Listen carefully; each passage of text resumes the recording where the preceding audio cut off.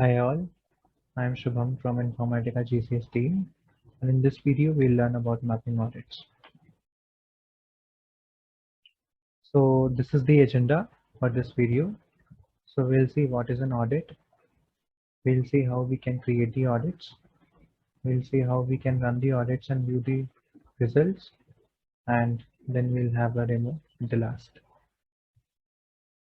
So what is an audit, or why should we use audit? So an audit is a new feature which has been added in Informatica 10.5. So we can run audits to validate the consistency and accuracy of a data that is processed in a mapping. So an audit is composed of rules and conditions.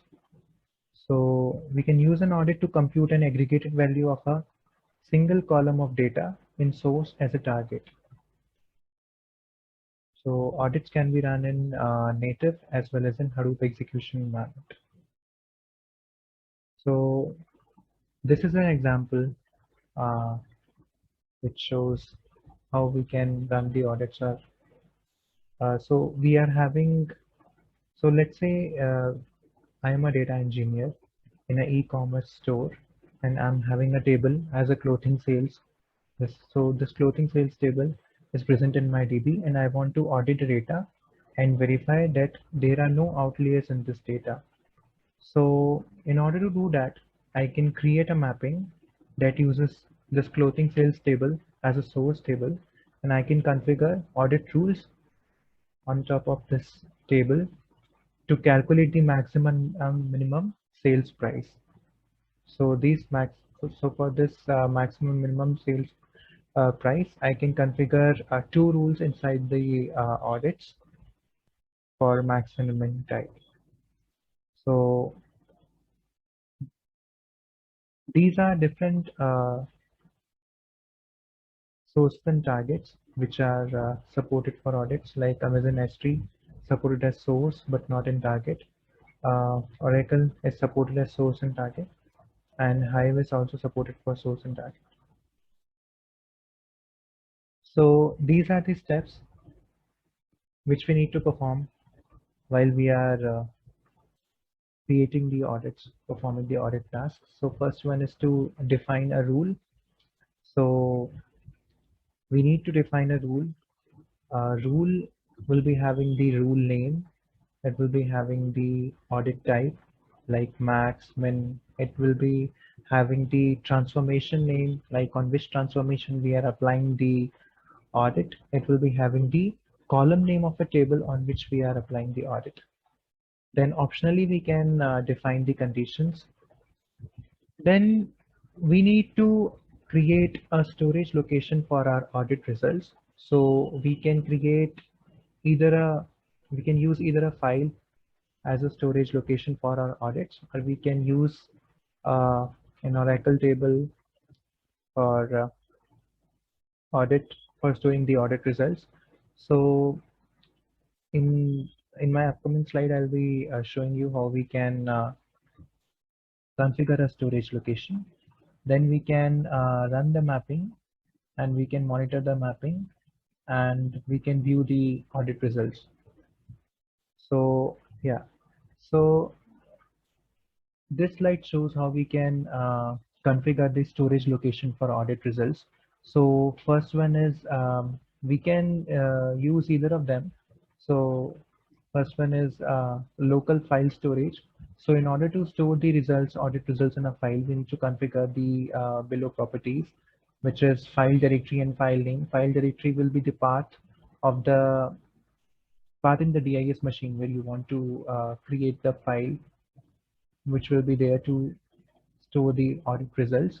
And the second way is, so if we are using an Oracle table to store the audit results, so you can just pass the JDBC connection there, and below is the DDL, which which should be used for when you are using an Oracle table for storing the audit results. So this is the screenshot from the developer client, and it shows the on left hand side, if we see, it shows the audit rule, which is having the transformation, the column name on which the audit is applied. The type, so here they are using as average as the audit type. And on right hand side, we are seeing the audit storage locations. So we can have a file as a storage location. So they have specified a file directory. And if we are using the table for storing the audit results, then you can use the um, JDBC connection.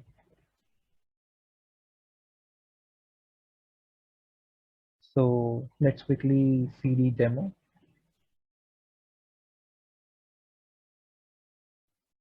So this is my mapping. So it's a simple mapping which is having a file as a source, and I'm loading it into a Hive table. So I'll be running the audits in Hadoop execution mode as of now in this video. So when we click on audit, so the below screen appears, and here we can specify the audit configurations. So first is the audit rule. So this is the name of my audit rule. Then this is the name of the transformation on which we are applying the audits. So let's say, suppose if you want to apply the audits on expression, then you can give that. If you want to apply the audit on Hive, then you can give that. Then this is the column name. So I am running the audit on order amount column, and this is the type. So we can have different types by which we can run the audits. So like average, percentile, standard deviation, some variance, etc. So, and the second part is the storage location. So this is the file. We can either store the audit results in a file or in a table. So I have used a file as a storage location for audits in this video. You can use a Hive table as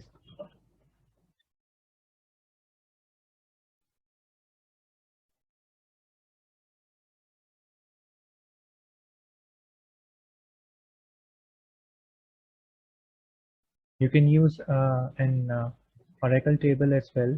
You need to pass the JDBC connection here, and the schema name as well as the table name. So with these configurations, we are good to run the mapping in the audits. So right click, run the mapping.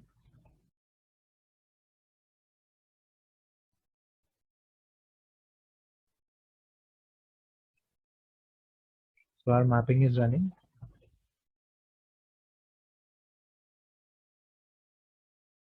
So once your mapping is successful, so you'll see like mapping run with audit is successful. Click for docs and job monitoring. So in order to view the audit results, so we have two options. So number one is this audit viewer. So if you see this audit viewer, so it will show you the results of your audit. So like this 5401650 max value for the order amount column. Then this is the name of the rule which you have set up for running the audits.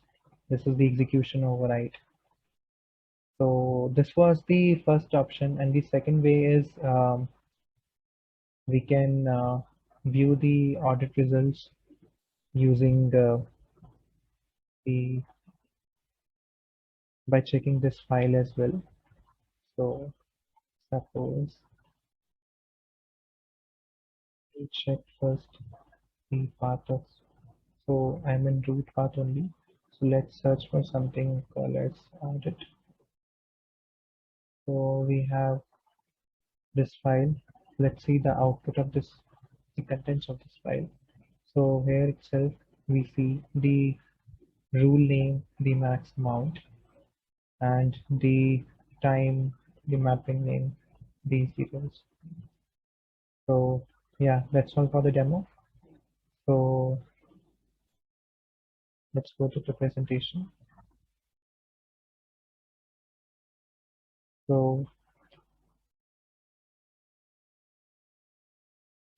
you can refer this guide for more details regarding the audits. We'd love to hear from you. You can send us an email on supportvideos@informatica.com or tweet at twitter.com/support. Thank you.